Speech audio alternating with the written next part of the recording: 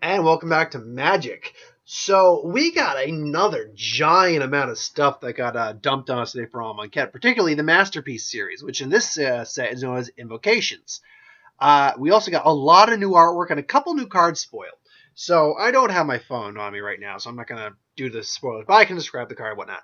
But that being said, the Invocations, if for anyone who has been paying attention, you can obviously look them up. I wish I could have them on screen. I wish I had a better like software or like a PowerPoint or anything like that that allowed me to do that, but I don't, unfortunately. But yeah, I looked at these and I'm like, from the very initial look of the car, I'm like, I kind of dig this. This is kind of cool. Now I say that had, but look, first of all the cards that have been printed are sweet. The artwork is great. It's amazing. It's beautiful. It's gorgeous. I do hope I get at least a couple of these. But I mean, in foil, these are going to look good. A lot of these are going to look good, especially with the gold on there. But something about them seems off. Maybe it's the fact, and honestly, the hieroglyphic stuff doesn't bother me that much. The words actually in hieroglyphics do not bother me at all. It's really, honestly, it's the fact that the mana symbols are not colored at all. Now, the color of the card is shown on the edge of the card in white, in white or blue or whatever the color of the card is. You got these lines to indicate the color, and you got gold ones for the gold cards. All two of them, which are Maelstrom's Pulse and Vindicate. Which now I'm looking at these. Which god is that? I think that's the. See, the color. Here's the thing about this. We can actually gather a bit of flavor from these. And that is like on Maelstrom Pulse and Vindicate, we actually see the cat god and the snake god doing their thing. Now, when I say doing their thing, I do mean doing their thing because we see the snake. The snake is the god is represented in the green-black Maelstrom Pulse, whereas Vindicate has the green, white-black god, which leads me to believe that these might be, if they're at the very least dual color cards, those are the dual colors for the card. Now we also have the ibis-headed god in blue. I figured he was going to be in blue. I have a feeling he's probably going to be blue-white if he's going to be a dual color. And then we have the Consecrator Sphinx. Consecrator Sphinx art looks great, by the way. I love that one. Then we have, no, where are you? I know we have, I think the crocodile. We don't actually, as far as I can tell, we haven't seen the crocodile one, though. It's led to believe this one's that one's primary color might be red or it might be black. Given the fact that the dog-headed one is in red, I think that they might both be red, but it's difficult to tell. Like maybe the crocodile one's red green, and the Anubis headed one is actually red white. But anyway, yeah. So we had those spoiled, and again, I think honestly, I've heard someone say maybe it's the fact there's no black borders around the card. Honestly, that doesn't bother me that much. It really doesn't. I mean, is it distracting? Yeah. But is it going to be a main card in the set? No, unless we got a couple Masterpiece cards in the set. And then in the Magic story, Impact, where they first arrived at Amonkhet, they quickly realized this plane sucks to be on unless you're in one of the very special spots to be in. Because we get a perspective from all of them. We just see like wasteland about stuff. We see one of the suns with Bolas's horns in the back. It's really lovely image. Then we get sand mummies or sand zombies. Liliana controls the sand mummies. And then we get the freaking, they call him the big one, the giant sandworm, the freaking Dune Tremor. Awesome looking, just great, just freaking sweet ass art. We got another shot of the worm and another shot. That final shot of the worm, I hope that is the card we get for this thing. And I hope it's a rare, just because I want this thing to be a rare, just giant ass monster. This thing is awesome. It's just a pale worm. Its eyes are underneath its head. It's just a mouthful of teeth, flat and white. It looks amazing. I love this artwork.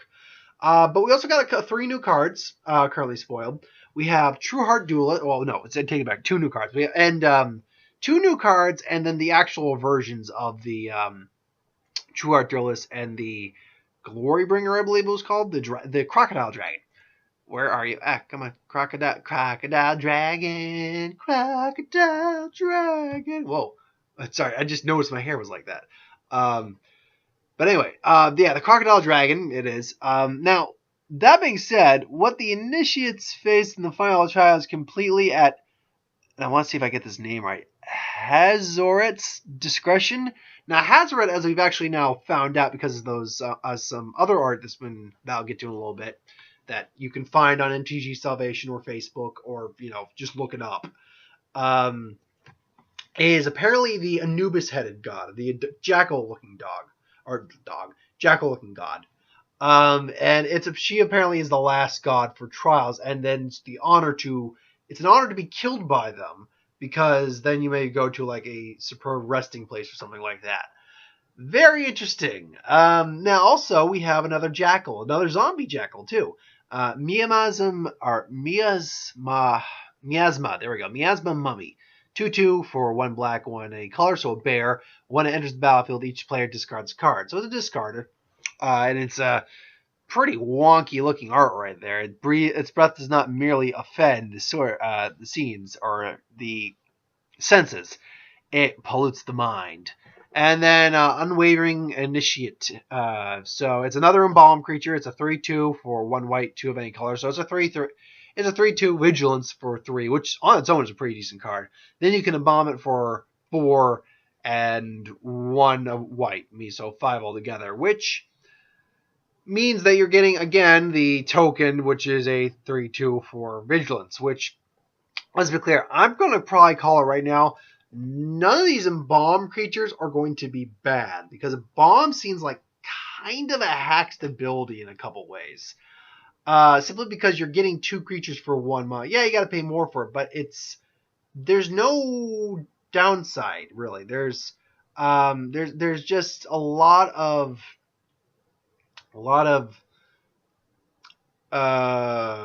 there's just a lot of upside with these guys, because you can constantly continue to get creatures back. Now let's see here. Amonkhet story art. I believe this was it. Yes, here we go. So someone apparently, I believe this is, I'm not going to say the guy's name, but apparently a MTG user, MTG Salvation user, found these in a Facebook group for Vorthos.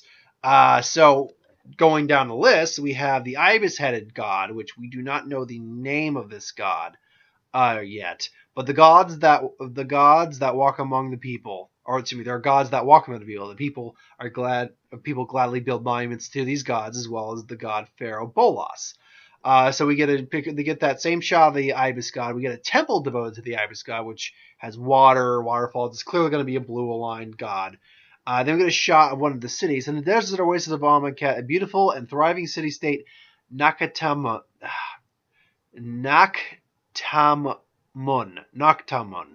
that is clearly affiliated with Bolas. You see the horns in the background again. You see a temple devoted, I think, to the dog god.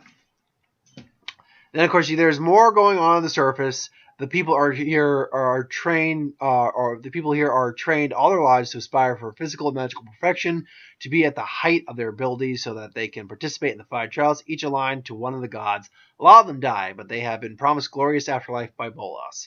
We get that dragon one again, the Glorybringer. We get the Leap of Faith, I think it's called. And then we get a jackal, chariot, ridden by a rhino thing. That's pretty cool. The city-state is protected by a magical barrier from the desert sands and the roaming horrors that inhabit outside. Now, in this, we're clearly seeing all this lush life. In this picture, we see like a deer. We see like this cat. It's protected by a magical barrier. Now, I feel like in our devastation, that barrier might go down, but who knows? But it goes to show, it shows where all the green is going to be coming from for these cards, or the vast majority of green creatures are going to be coming from the cards. We also get a brief image of I'm going to guess it's a horror some sort of long, slender man, bug-looking thing with bolas type of horns, kind of like a stag beetle. None of that makes it. None of that makes it inside the Bay Area. The city-state is protected, and the denizens are happy. See two guys enjoying each other's company, one with fruit, and then we see a Naga/snake person. I don't know what it's going to be called, but my hunch I've been having for a while is correct. And my hunch is I feel that maybe they didn't spawn the lineage of these individuals, but I feel the gods, each of the gods does have a lineage of individuals, or just their respective humanoid that lives on the plane. With the cat guy, we're going to have Leons, or the cat people. We're going to have jackal people with the dog. We're going to have crocodile people, I feel, with the crocodile god. We're going to have avian. We have avens with the bird god. And now we have snake people with the snake god. And that's beautiful looking art. It's a cobra, and it's got a harpy eagle right behind it. For God's sake, that's awesome looking. And then we have the last picture, which is only the best of the best attain the worthy death and have the honor of being personally killed by the god Hazaret after completing the fifth and final trial. Amonkhet's second son has been slowly making its journey towards Bolas' horn monument. The people believe that when the sun is between the horns, Bolas will return, granting an afterlife to those who become the worthy dead. This is horrifying to the Gatewatch. So right there we have a basis of what the story is probably going to be akin to. Is that, first off, I kind of called that, not even with the art, but when you have a title called Hour of Devastation for your next set, not with that art, not with that packaging art that was spoke, but just that, it kind of makes sense that Bolas will probably hold off until the second set, where the Gatewatch quickly realize, ooh, we bit off way more than we can chew. But it's interesting to note that the god Hazaret, it's her duty to kill those who actually pass all the trials. I see. What is Bolas' game plan with this world? Is this a world where Bolas just controls it and he just does his own thing, or does he actually have plans with this world? Is he using it for a purpose? And furthermore, the Gatewatch being like, "Oh my God, this is horrifying." He's like, "Yes, it is." Guess what though?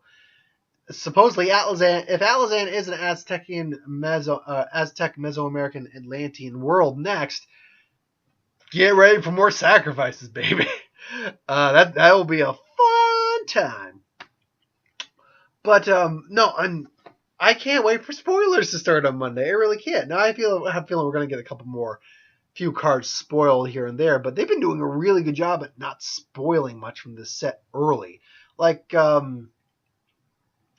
was it Eighth Revolt or Kaladesh where we actually had a decent amount? Then again, Kaladesh came, I think, right after PAX, and they actually had they did have a panel there at PAX. We didn't get that this year.